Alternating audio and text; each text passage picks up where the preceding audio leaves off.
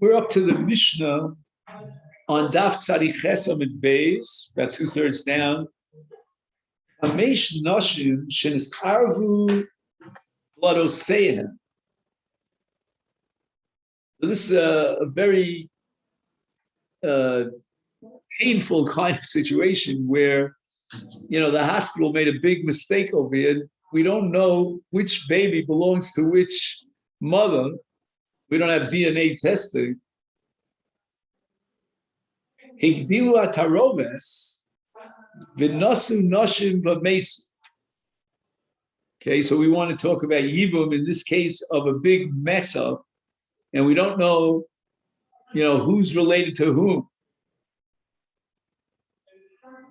So after these unidentified babies, so to speak, again, we know that each baby belongs to one of 5 mothers, but we can't choose which mother. And now they get older, and they get married, and there's a possibility of yibum if never one of them dies childless.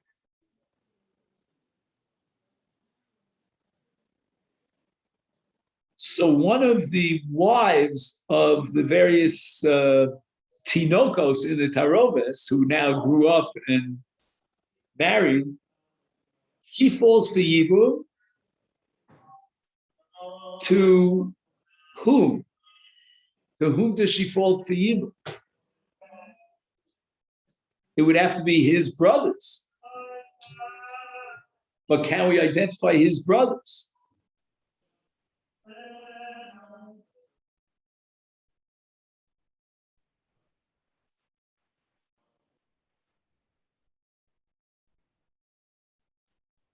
What do you say about that, Muslim? If there was a taroves, unless there was a man married, let's say to two. You understand? I'm trying to see if there could be achim and av.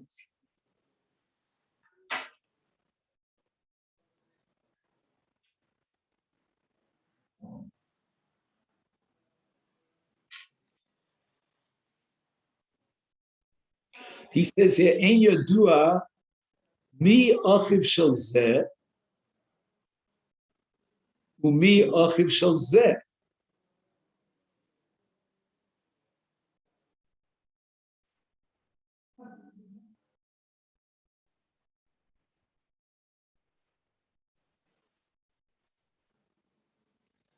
So, which one of the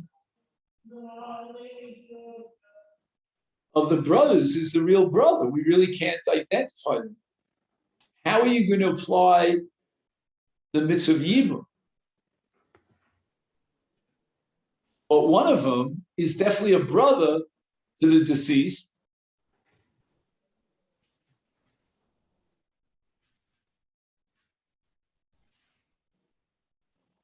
And therefore, she is Yevamot l'shuk. She definitely falls for yibum, but we're not sure to whom she falls for yibum. And therefore, if any one of these possible candidate brothers, would be miyavim her, then there's a good chance that he is violating the lav of Yevamot l'shuk.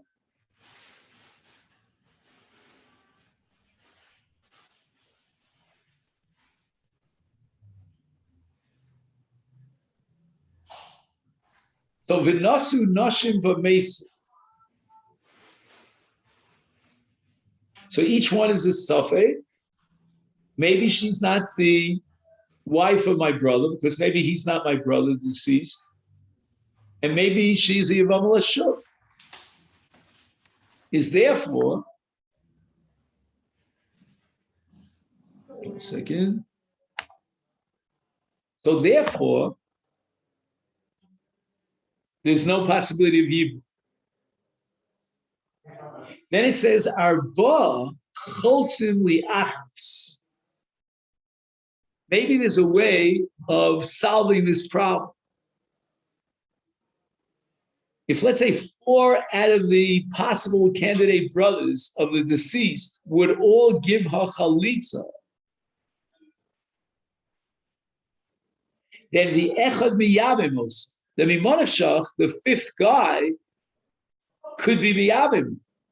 If he's the real brother of the deceased, then he was Mekayim the Mitzvah Yibum, we'll applaud that. And even if he's not the brother of the deceased, then one of the other four choltzim was certainly the brother of the deceased and gave her chalitza. She's no longer Yavam Lashuk. So he might not be marrying his brother's wife, but he's marrying an almana who's allowed to marry.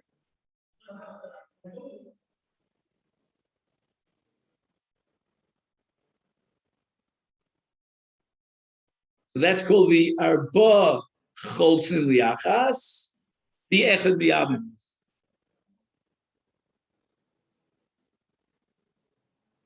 Hu Ushlosha.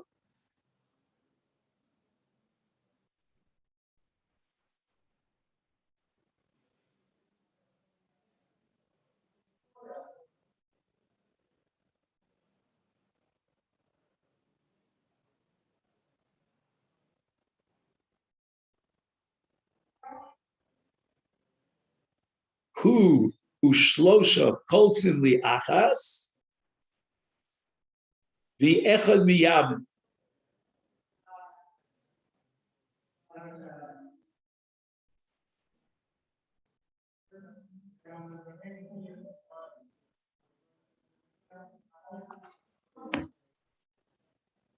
So yes, here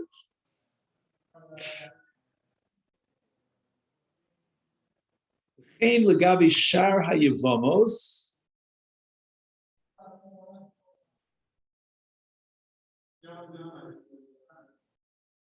So in other words, the deceased left more than one wife.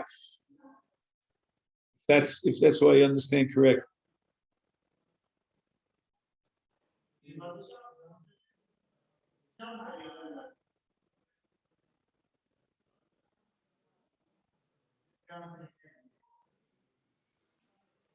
So in such a case, who is referring to the Yavam who is Miyabim, we'll call him Ashes Ruvain, one of the wives of Ruvain.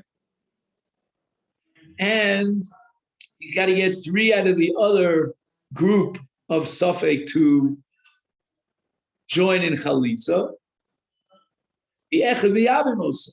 And now, as far as the other wife is concerned, the other wife of the deceased of Ruvain, she can now be Misyabim. Again, I don't know if it's Yibum, but she can get married to one of the brothers because all the other four brothers gave her Chalitza.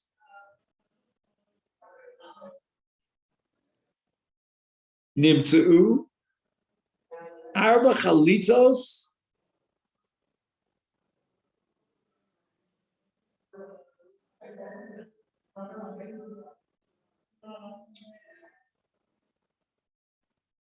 the Yibum L'chol Achas V'Yach.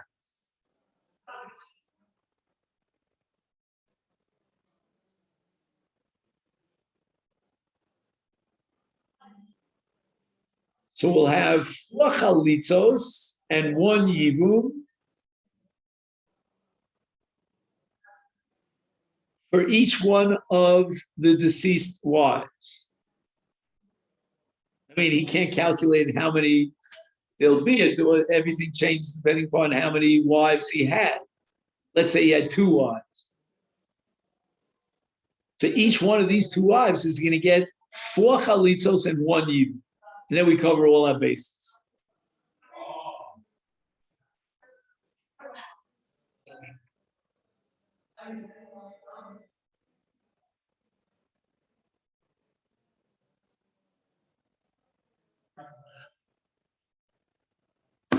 Okay, then, so that's what we have. The Gemara says, "V'dafka michlatz v'hodar yibume, aval yibume b'rei shalom." Yeah, that's very clear. You can't start with Yibum because at this point in life, she might not be his Yivama because he's not the brother of the deceased, and therefore he's being Kogea b'Yivam b'Shuk. So it's critical that the Chalitza take place first sequentially, and only afterwards the Yibum. Aval Yibume b'Rei Shalo the Kapaga against the suffix, but maybe the Iser Yevamot Lashul. My hu ushlosha choltzim liachas. Why does the Mishnah say that that brother who is miyabim, the first wife, he has to be choletz the second wife together with the other three possible him? Why didn't the Mishnah say that that brother who is miyabim rishona yiyabim gam etzu? Meaning, you can't be miyabim two of your brother's wives. But in this case, the maximum is one of your brother's wives.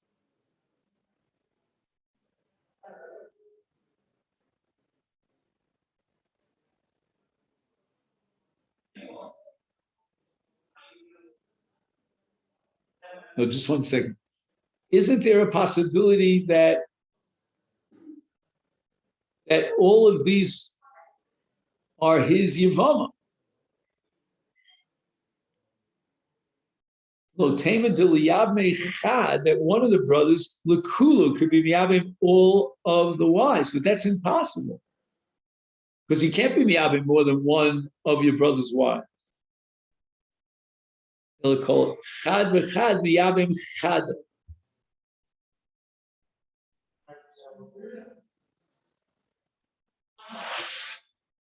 In other words, maximum, each one of these so-called brothers can be miyabim only one wife of the deceased.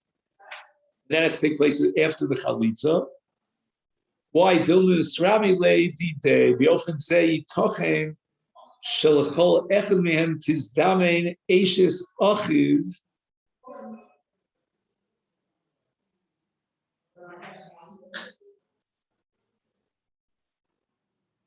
Tiskayim mitzvahs yibum, aber kshe'echad yiyabim es kulam tiskayim mitzvahs yibum rak bi'achas.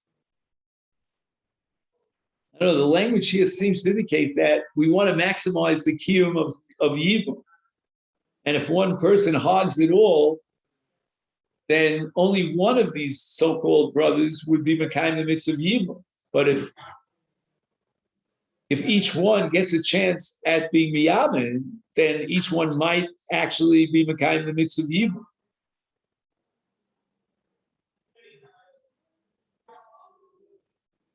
Do you have any note on this by any chance? Dilma misrami le dide.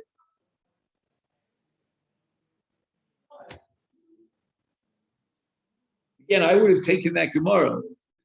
I wanted to give you the option of having that Gemara.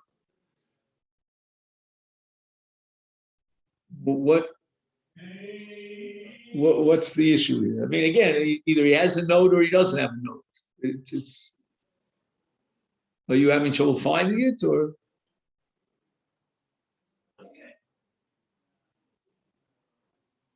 Just those 4 words. Dilma misrami le dide. First translate it, and then if he has a note on it, if you don't mind reading the note. If you don't mind. I mean, if it's too hard, then that way perhaps it will happen to him that he will end up marrying his own brother's widow, thereby. One of the men to marry all 5 widows. He alone would fulfill the mitzvah. Now, however, that each of them marries one of the widows, all have a chance. So it just means that we want to give everyone an equal, fair chance at the mitzvah of yibum. I mean, if everything, there is a possibility that it could all work out and each of the 5 found the right woman.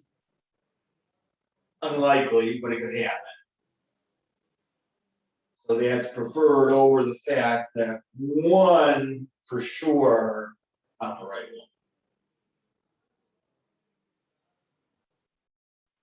one. Wait 1 second. I'm not sure with your mathematics.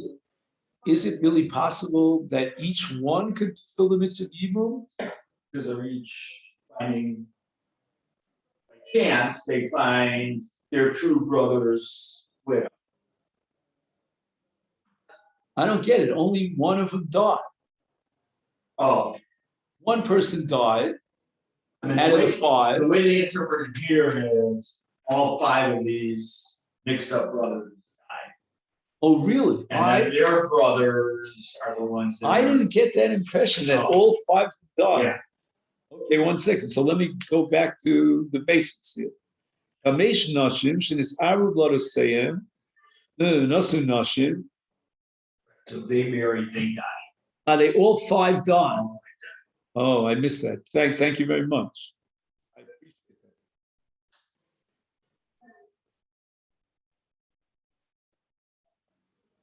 So now there's five brothers, each of these five mixed up ones had a brother. These five, how are they going to deal with the five? But we just 1 second. We don't know which are the brothers of any of the five who died. Is that correct? We can't know for sure which, if we knew for sure, let's say that Reuven died, but Shimon is his brother, had we established that, then Shimon would certainly be Miyabi Meshus Reuven. But we don't know in any of these cases of any of these brothers that got mixed up, which one is the brother of any of the five who died. But you're right. And if all five Nashim would be Misyabos to five different brothers, then it could be possible each one of them, we expand the possibility of the mitzvah.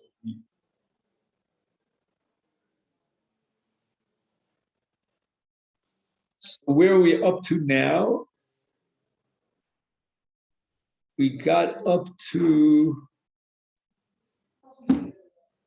Miktsas Achim. Is that where we got up to? Okay, Miktsas Achim.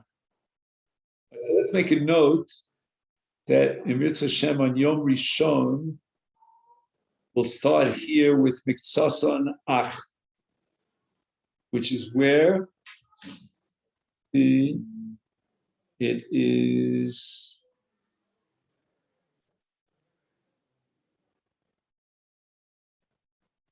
the last of the skinny lines. Am I right? Okay, then. So let me take this opportunity to wish you all a great Shabbos. And thank you so much for joining me. And we had a great week with a lot of challenging Gemaras here in Yevamos.